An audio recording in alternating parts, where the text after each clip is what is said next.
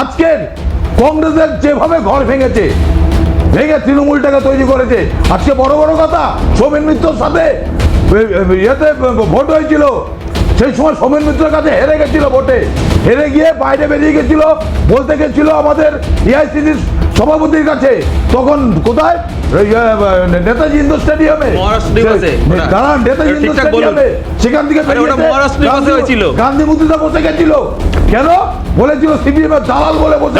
আমি বুঝলাম, আমার ভরসা আজকের বিজেপি, এই বিজেপিকে নিয়ে আমরা লড়বো, এই বিজেপি রাষ্ট্রীয়বাদী পার্টি, কংগ্রেস সিপিএম এর দালাল, এই মমতা ব্যানার্জির উক্তি রাহুল গান্ধীকে বলেছিল বসন্তের কোকিল উড়ে উড়ে আসে, আজকের আবার সেই রাহুল গান্ধীর পা ধরতে চাইছে, হবে না, হতে আমরা দেব না বাংলার বুকে কোনো দুর্নীতি দাগ, কোনো কালির দাগ, চুরির দাগ লাগানো লোক আমরা এলাও করব না। মানে তৃণমূল বলেছিল খেলা হবে, খেলা শেষ করে দিচ্ছে কংগ্রেস, খেলা শেষ, বিজেপি আর খেলা হবে না, আর খেলা হবে না। পশ্চিমবঙ্গে তো মমতা ব্যানার্জি লড়ছে, আর খেলা হবে না, দখল করেছে তৃণমূল কংগ্রেস।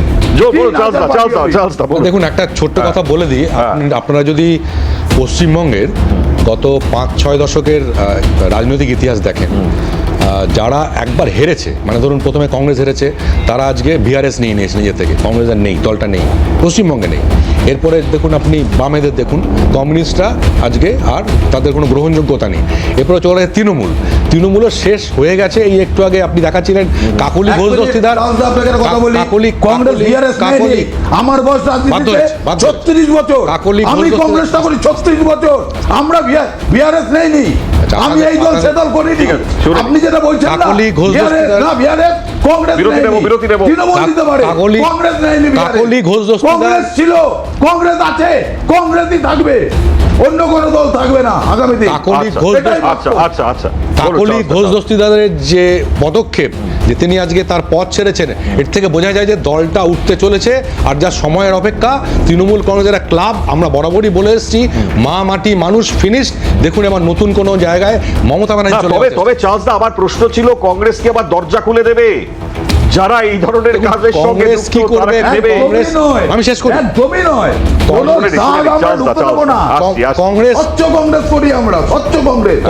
কংগ্রেস কি করবে এটা তো আমি বিজেপি বলতে পারবো না, ওদের দলের ব্যাপার। কিন্তু আমাদের স্ট্যান্ড হচ্ছে একটাই, আমরা কোনো চোর চাপটা দুর্নীতিবাজ তৃণমূলকে আমরা নেব না। মনে রাখতে হবে বিজেপিটা তৃণমূল দল নয়, অতএব তৃণমূলের যে বদমাইশ যারা আছে তাদের জন্য আমাদের দরজা বন্ধ। কিন্তু প্রশ্ন হচ্ছে এরা কোথায় যাবেন তাহলে? পরে ক্লাব করবেন, কি করবেন? পাড়ায় বসে ক্লাব, পাড়ায় বসে ক্লাব করা ছাড়া দেবপ্রসাদার জায়গা নেই তাহলে পরে আপনাদের। সভাপতি কান্নাকাটি করছে, ভালো তৃণমূল নেবো, খারাপ তৃণমূল ছাড়বো, মানে এখনই দরকার, লোকজন নেই তো, কোনো মতে জিতে গেছে, একটা রাষ্ট্রশক্তিকে কাজে দিয়ে লাগিয়ে কোনো মতে জিতে গেছে, কিছু মানুষের ভোটাধিকার হরণ করেছে। ভোট করতে দিচ্ছেন কতদিন? আরে বোমা পিস্তল দিয়ে, আরে কটা বোমা পিস্তল দিয়ে ভোট করিয়েছে, ছিল তো শূন্য পেয়েছে, তাতেই গলা গলা। আরে বিজেপির সাথে লড়ো, বিজেপির সাথে লড়ো, তৃণমূলের সাথে পরে লড়বে, বিজেপির সাথে লড়ো, আরে বিজেপির সাথে লড়ুন, আরে বিজেপির সাথে লড়ুন না, আরে বিজেপির সাথে লড়ুন, আরে বিজেপির সাথে লড়ুন, সারা ভারত জুড়ে কানমোলা খাচ্ছে, বিজেপির সাথে লড়ুন, আরে বিজেপির সাথে লড়ুন, তারপর মোদির সাথে লড়ুন, বিজেপির সাথে লড়ে জিতুন। মমতা ব্যানার্জি তো করে 2014 হারিয়েছে, 2016 হারিয়েছে, 2019 হারিয়েছে, 2021 হারিয়েছে, 2024 হারিয়েছে। এখন কিছু মানুষের ভোটাধিকার হরণ করে আপনারা নিরক্ষিত যেই মানুষগুলো ভোটাধিকার কেড়ে নিয়েছে, আগামী দিনে তারা সুযোগ পাবে। আমার মমতা ব্যানার্জি 2 কোটি 60 লক্ষ মানুষ মমতা বন্দ্যোপাধ্যায়কে ভোট দিয়েছে, 3-4% অনেক লড়াই হয়েছে, কংগ্রেস এবং তৃণমূল কংগ্রেসের মধ্যে লড়াই চলছে। বেশ, চার্লস দা হাত তুলেছেন, আমি আসছি। কংগ্রেস তৃণমূল কংগ্রেসের মধ্যে লড়াই চলছে এই মুহূর্তে। আমি একটা ছোট্ট কথাই বলবো, আমাদের কাছে যাহা কংগ্রেস তাহাই তৃণমূল কংগ্রেস, দুজনেরই ডিএনএ এক।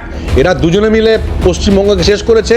আমরা ভারতীয় জনতা পার্টির সরকার, পশ্চিমবঙ্গে যেটুকু উন্নয়ন দেখছে সেটা কংগ্রেসের অবদান না, বামপন্থীদের অবদান না, তৃণমূলের অবদান।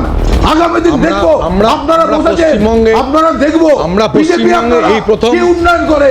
বিধানচন্দ্র রায়ের পরে আমাদের যে কংগ্রেস যে শাসন দিয়ে গেছে, বন্ধ করে দিয়ে গেছে, সেটা পারবে না, ঠিক আছে? এখনো অবধি তো 50,000 হকারদের দোকান ভেঙেছেন, 2 লক্ষ মানুষ মানুষকে কর্মহীন করেছেন এই 15 দিনে আরে কটা ভাই, চাকরি এই দিয়েছেন? ও আচ্ছা, মানে অন্যায়ভাবে কে বলছেন? আপনি অবৈধ বলছেন। নির্মাণ ভাঙলে পরে প্রশ্ন জাগে। আবার এই অবৈধ বিষয়টাতে এবার আমি ডেফিনেটলি আরো একখানা জায়গায় যাব, তা হচ্ছে যে সমস্ত অবৈধ অনুপ্রবেশকারী যারা এখানে অবৈধভাবে এসছেন, যাদের ভোটের মাধ্যমে জয় জয়কারের জায়গায় তৃণমূল বারবার গিয়েছে, এই অভিযোগটা তো আজকের নয়, লাগাতার এই অভিযোগ উঠেছে। আর সেই সমস্ত অবৈধ অনুপ্রবেশকারীদের বিরুদ্ধে এবার অ্যাকশন নেওয়া শুরু। ডেফিনেটলি সেই ছবি আপনাদেরকে দেখাচ্ছি, যাই মুহূর্তে সামনে চলে এসছে, কারণ ইতিমধ্যেই নির্দিষ্টভাবে যে জায়গায় তাদেরকে রাখা হবে সেই ক্যাম্প পর্যন্ত ডিসাইড হয়ে গেছে। পশ্চিমবঙ্গের সরকার তারা ইতিমধ্যে নোটিফিকেশন জারি করেছেন, যারা অবৈধভাবে প্রবেশ করেছেন সেই সমস্ত অনুপ্রবেশকারীদেরকে ধরে ধরে এবার বিএসএফ এর হাতে, এরপর তাদেরকে ঢোকানো হবে ক্যাম্পে। মারাত্মক এই ছবি।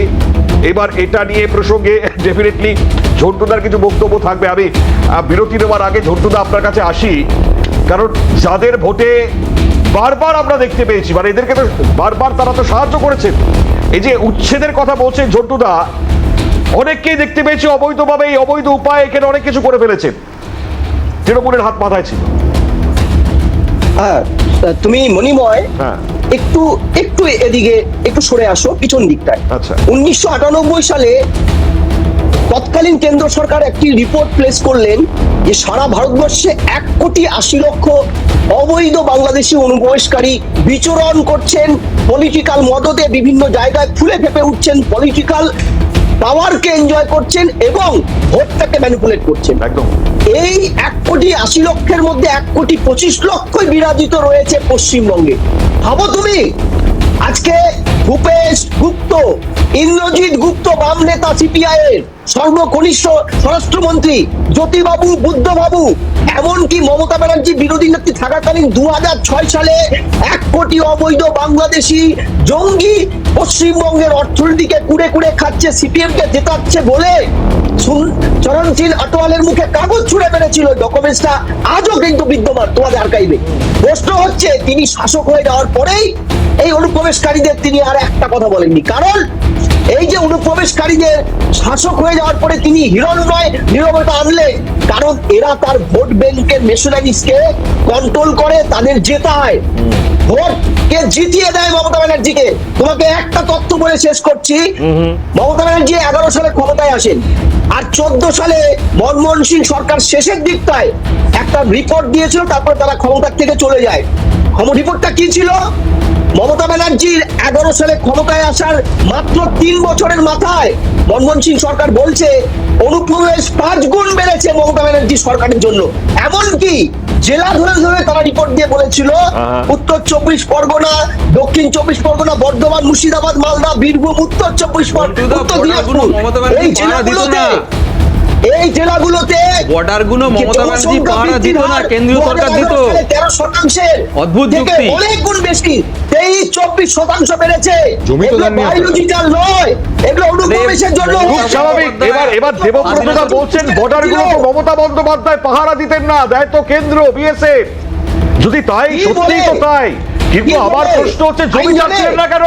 আরে জমিদার আজকে দাঁড়িয়ে এই প্রশ্ন উঠবে না? দিতে হলে বর্ডারে ফেন্সিং এর জন্য জমিদার নেই কেন আপনারা? কোথায় 45 দিনের মধ্যে জমি মনে মমতা ব্যানার্জি আমরা তো করতে পারে। আমরা তো 1 সপ্তাহ মধ্যে জমি দিয়ে দিলাম। আসামেই বোধহয় মমতা ব্যানার্জি মুখ্যমন্ত্রী, সেখান থেকে অনুপ্রবেশ হয় কিনা। আর 80 বছর ধরে মমতা ব্যানার্জি মনে হয় দেশের বর্ডার ফর্ডার গুলো দেখছেন, আর অনুপ্রবেশের দায়। আর 2006 সালে বায়োমেট্রিক আরে ছিল আপনারা তো কিনা? ইচ্ছাকৃতভাবে না, 2006 সালে কি বর্ডারে biometric ছিল? ফেন্সিং যাতে না আধার কার্ড হয় ছিল, তার জন্য জমিদার নেই। এই মনোময়, আমি বলছি, হ্যাঁ বলুন আমি বলছি, বলুন। মনোময়, তাহলে বামফ্রন্টের সময় 1 কোটি বাংলাদেশির দায়টা বামফ্রন্ট সরকারের উপরে দিয়েছিল কেন? একদম অবশ্যই ঠিক দিয়েছিল, তখন বায়োমেট্রিক ছিল না, দাঁড়ান, দাঁড়ান, তখন কথা আধার বলবেন কার্ড না, ছিল না। কথা বলবেন না, যে আমার বেলা, আমার ব্যাপার, আমার সময় বলবেন না কথা। দ্বিতীয়, ভারতবর্ষের সংবিধানের আইনটা কি বলছে? বর্ডারের ফেন্সিং জমি দেওয়ার দায়িত্ব রাজ্যের। 2023 সালে 12ই ফেব্রুয়ারি সুপ্রিম কোর্টে মামলা গড়ায়। সুপ্রিম কোর্টে অ্যাটর্নি জেনারেল তুষার মেহতা বলেছিল, হুজুর, পশ্চিমবঙ্গ সরকার বর্ডারে সীমানা সুরক্ষা 2021-এ কোস্টগার্ডকে জমি দেওয়া হয়েছিল, কোস্টগার্ড ব্যবহার করেনি। 2026-এর 27শে জানুয়ারি হাইকোর্ট বলেছিল 31শে মার্চের মধ্যে জমি দিন, দিয়েছে। বর্ডারে ফেন্সিং না দেওয়ার ব্যর্থতা জমি- সেটা কি মমতা ব্যানার্জি- মমতা ব্যানার্জি 2011 সালে এসে ফেন্সিং এর ব্যর্থতা নেবে? মমতা তার ব্যানার্জি আগে কোনো থেকে সরকার ছিল জমি না, তার পাইনি আগে বলে NDA ছিল না, তার আগে মমতা ব্যানার্জির থেকে জমি পাইনি বলে আমরা হাইকোর্ট অব্দি মমতা গিয়েছি। ব্যানার্জি 2000 আগে থেকেও জমি সুপ্রিম ছিল না, তাই তো? সুপ্রিম মানে কোর্টেও 47 সালে সুপ্রিম কোর্টেও গিয়েছিলেন। ব্যানার্জি আমরা মুখ্যমন্ত্রী সুপ্রিম ছিল। কোর্টেও আরে আমার প্রশ্ন হচ্ছে মমতা বন্দ্যোপাধ্যায়ের কি প্রশাসন ছিল না? অবৈধ অনুপ্রবেশ করলে পরে পুলিশ ধরবে না? অবশ্যই ধরবে, কিন্তু কোথা? বর্ডারে 50 এই কিলোমিটার তো বললেন আপনি। সেখানে বর্ডার থেকে 50 মানে কিলোমিটার তো আপনাদের সব BSF কাজ এর দায়িত্ব। মমতা বন্দ্যোপাধ্যায় করবে, আপনাদের সবটাই মমতা বন্দ্যোপাধ্যায়, অদ্ভুত। পুলিশটাও মমতা বন্দ্যোপাধ্যায় গিয়ে সমস্ত কিছু করবে, এটা দেও হ্যাঁ, কাশ্মীরেও গিয়ে করবে, কাশ্মীরে অনুপ্রবেশ করছে, কাশ্মীরেও করবে, আসামেও করবে। কমিশনার গিয়ে খিচুড়ি বেলাবে কালী পুজোয় আমাদের রাজ্যে কমিশনার গিয়ে খিচুড়ি আমরা বেলাবে দেখিয়েছি কালী সেই পুজোয়। ছবি, হ্যাঁ, হ্যাঁ এটা দেখেছি আমরা ওই তো, কালী পুজোয় অনুপ্রবেশ- কালীঘাটে, তাহলে? সেই ছবি আমরা দেখেছি, কমিশনার রাজ্যে সেই সে গিয়ে কমিশনার ছিলেন সেই খিচুড়ি সময়, বেলাচ্ছে। সেই কালী ছবি পুজোয়। ভাইরাল।